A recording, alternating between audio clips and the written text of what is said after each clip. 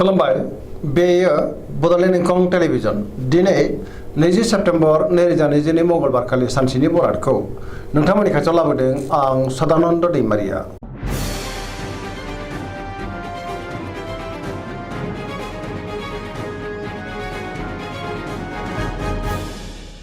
सिगां फरायफिन लादों मेष राशि गिबि हांखो अ ल।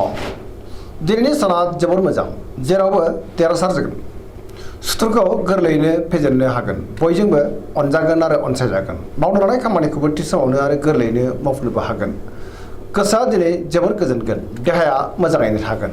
बयनिफ्रायबो मोजां खौरां फैनोबो हागौ। रांखावरियाव मोजां, बेफार फालांगियावबो मोजां होनजायो, आयाबो बांगोन। सोरबा गोजाम लोगोजों बहाबा लोगो मोनज्लायनो हागौ।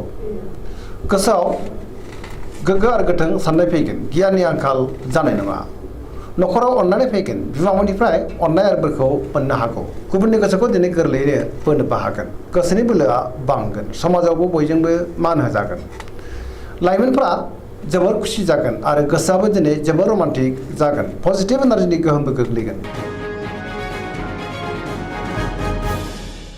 वृष राशि गिबि हांखो इ उ ब। दिनैनि साना जोबोर मोजां, गोदान बोलो फैनो हागौ। मोनफ्रोमबो बिथिङावनो जाफुंसारगोन। गोबां मोजां खाबुबो फैनो हागौ। गोसोखौ दिनै जोबोर गोजोननाय मोनगोन। गोसोनि बोलोआ बांगोन। गावनि गोसोनि साननायखौ दिनै गुबुननो फोरमायनोबो हागोन। मावनो लानाय खामानिखौ मावफुंनो हागोन। समाजाव मान मोनगोन। रांखावरियाव मोजां, बेफार फालांगियावबो जोबोर मोजां, आयाबो बांगोन। न'खराव बिदा फंबायनि हेफाजाबखौ थोजासे मोनगोन। बिमा-बिफानि अननाय आरो बोरखौ मोननो हागौ। गुबुननि गोसोखौ दिनै गोरलैयैनो बोनोबो हागोन। देहाया मोजाङै थागोन। सोरजोंबा बाख्नाय जानोबो हागौ। मावनो लानाय खामानिखौ थि समावनो आरो गोरलैयैनो मावफुंनोबो हागोन। सिगांनि बबेबा आद्रा खामानिखौ दिनै मावफुंनो हागौ। गोसोनि साननायफ्रा दिनै मोगथाङाव जाफुंगोन। पजिटिभ एनार्जिनि गोहोम गोग्लैगोन। धोरोमारि बिथिङावबो गोसो दुंखांगोन।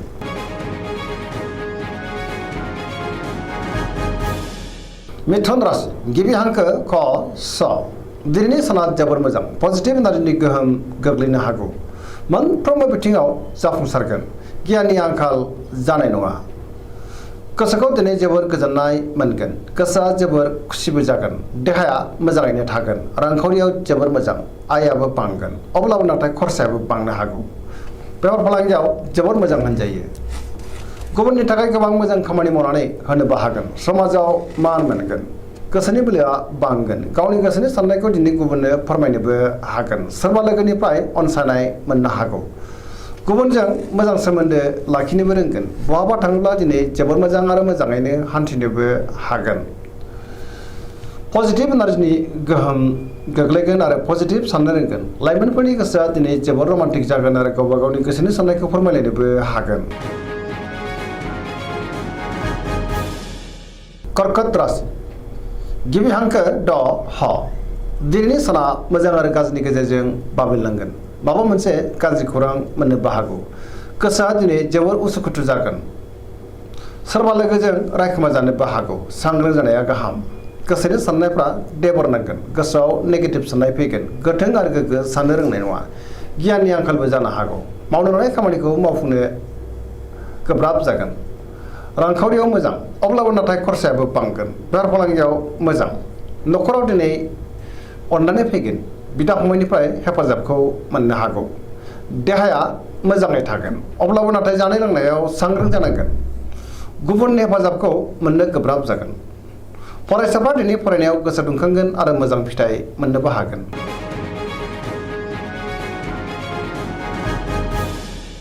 सिंह राशि गिबि हांखो म ट।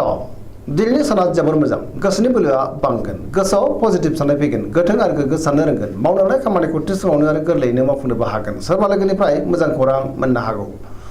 बहाबा दावबायनो एबा हान्थिनो खाबु मोननो हागौ। रांखावरियाव जोबोर मोजां। बेफार फालांगियावबो जोबोर मोजां। गोसोनि साननायखौ दिनै गुबुननो फोरमायनो हागोन। न'खराव बिसि-फिसायनि गेजेराव अननानै फैगोन। बिदा-फंबायनिफ्राय थोजासे हेफाजाबखौ मोननो हागौ।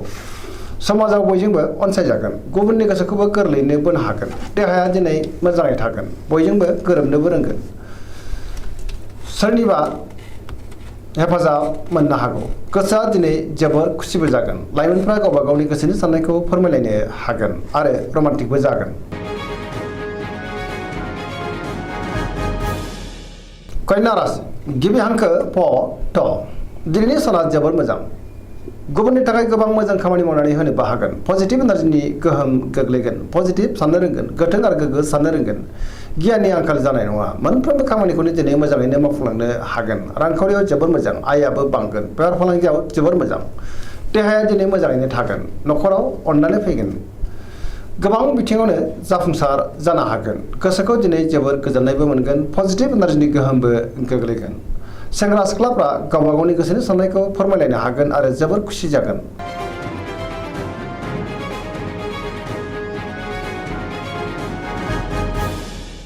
तुला राशि गिबि हांखो र ट दिनैनि साना जोबोर मोजां। गोसोनि बोलोआ बांगोन। गावनि गोसोनि साननायखौ दिनै गुबुननो फोरमायनोबो हागोन। मावनो लानाय खामानिखौ थि समावनो आरो गोरलैयैनो मावफुंनो हागोन। देहाया मोजाङै थागोन। अब्लाबो नाथाय जानाय लोंनायाव सांग्रां जानांगोन। रांखावरियाव जोबोर मोजां। मोननो गोनांखौ दिनै मोननो हागोन। बेफार फालांगियाव जोबोर मोजां होनजायो। न'खरावबो बिसि फिसायनि गेजेराव अननानै फैगोन। बिदा फंबायजों मोजां सोमोन्दो थागोन। समाजाव दिनै गोबां मान मोनगोन। बेफार फालांगियाव जोबोर मोजां। गुबुननि गोसोखौ दिनै गोरलैयैनो बोनोबो हागोन। लोगोफोरनि हेफाजाबबो मोनगोन। गोदान थांखि लानो रोंगोन। सेंग्रा सिख्लाफ्रा गावबा गावनि गोसोनि साननायखौ फोरमायलायनो हागोन। गुबुनजों मोजां सोमोन्दो लाखिनोबो रोंगोन।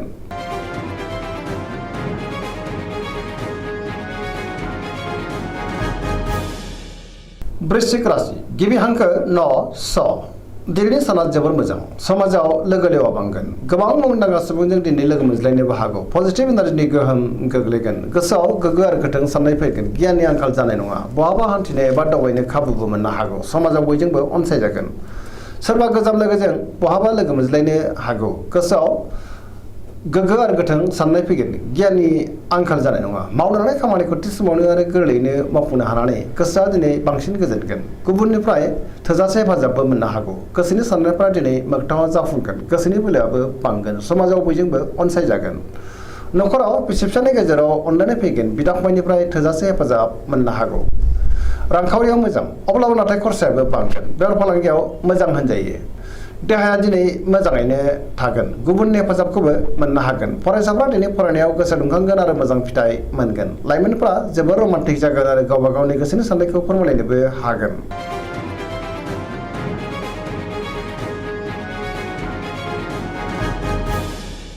धनु राशि गिबि हांखो ध फ भ दिनैनि साना मोजां आरो गाज्रि गेजेरजोंनो बाबेनलांगोन। गोसोआव बोलो बांगोन। अब्लाबो नाथाय मावनो लानाय खामानिखौ थि समावनो मावफुंनो गोब्राब जागोन। माबा नङा माबा मोनसे हेंथा फैनोबो हागौ। गोसोनि साननायफ्रा देबार नांनोबो हागौ। रांखावरियाव बारा मोजां नङा। मोननो गोनांखौ दिनै मोननो गोब्राब जागोन। बेफार फालांगियावबो बारा मोजां नङा। देहाया मोजाङैनो थागोन। समाजाव बयजोंबो मान होजागोन। बहाबा थाङोब्ला दिनै जोबोद मोजां आरो मोजाङैनो हान्थिनोबो हागोन। सोरनिबा अनसायनाय मोननो हागौ आरो सोरजोंबा बाख्नाय जानोबो हागौ। न'खराव बिदा फंबायनि हेफाजाबखौ मोननो हागोन।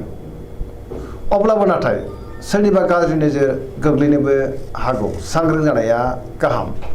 लाइमोनफ्रा जोबोर रमान्टिक जागोन आरो गावबा गावनि गोसोनि साननायखौ फोरमायलायनो हागोन।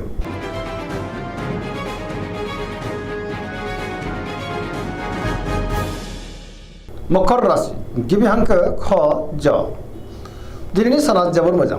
गोसोनि साननाया मोगथाङाव जाफुंगोन। मावनो लानाय खामानिखौ थि समावनो आरो गोरलैयैनो मावफुंनोबो हागोन। रांखावरियाव दिनै जोबोर मोजां। अब्लाबो नाथाय खरसायाबो बांगोन। मोननो गोनांखौ दिनै मोननो हागोन। बेफार फालांगियाव जोबोर मोजां मुलाम्फा मोनगोन। सोरजोंबा बाख्नाय जानोबो हागौ। गुबुननि थाखाय गोबां मोजां खामानि मावनानै होनोबो हागोन। मोनफ्रोमबो बिथिङावनो जाफुंसारगोन। गोदान खामानियाव दिनै आखाइ होजेननोबो हागोन। न'खराव बिदा फंबायनि गेजेराव मोजां सोमोन्दो थागोन आरो बिसोरनि हेफाजाबखौ मोननो हागोन। अनलायनायाबो फैगोन। सेंग्रा सिख्लाफ्रा गावबा गावनि गोसोनि साननायखौ फोरमायलायनो हागोन आरो जोबोर रमान्टिकबो जागोन। फरायसाफ्रा दिनै फरायनायाव गोसो दुंखांगोन आरो मोजां फिथाइ मोनगोन। पजिटिभ एनार्जिनि गोहोमबो गोग्लैगोन।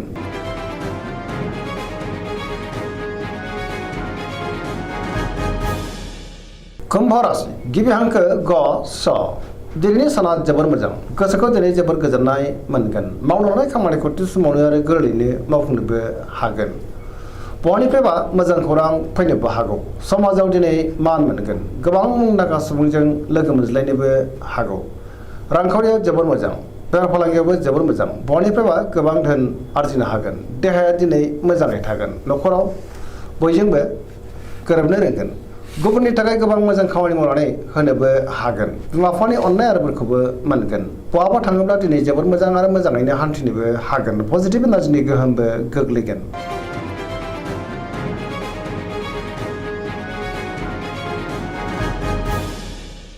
मीन राशि गिबि हांखो ड स दिनैनि साना जोबोर मोजां गुबुननि थाखाय गोबां मोजां खामानि मावनानै होनोबो हागोन गोसोआव पजिटिभ साननाय फैगोन गोथों आरो गोग्गो साननो रोंगोन गियाननि आंखाल जानाय नङा गावनि गोसोनि साननायखौ दिनै गुबुननो फोरमायनोबो हागोन देहाया मोजाङै थागोन रांखावरियाव जोबोर मोजां बेफार फालांगियाव जोबोर मोजां न'खराव बिसि फिसायनि गेजेराव अनलायनाय फैगोन बिदा फंबायजों मोजां सोमोन्दो थागोन सोरजोंबा बाख्नाय जागोन लाइमोनफोरनि गोसोआ दिनै जोबोर रमान्टिक जागोन आरो गावबा गावनि गोसोनि साननायखौ फोरमायलायनोबो हागोन फरायसाफ्रा दिनै फरायनायाव गोसो दुंखांगोन आरो मोजां फिथाइ मोननोबो हागोन धोरोमारि बिथिङावबो दिनै गोसो दुंखांगोन सरासनस्रायै दिनै साना जोबोर मोजां आरो मोजाङैनो बारग'लांगोन दिनैनि राशि फरायनाया एसेनोसै जोबनायाव बेखौनो खावलायो जाहाथे नोंथांमोना सानफ्रामबो जोंनि बे बड'लेण्ड इंखं टेलिभिजनखौ नायबाय थायो आरो साबस्क्राइब खालामो लोगोसे लाइक खालामो आरो शेयार खालामो एसेनोसै गोजोन्थों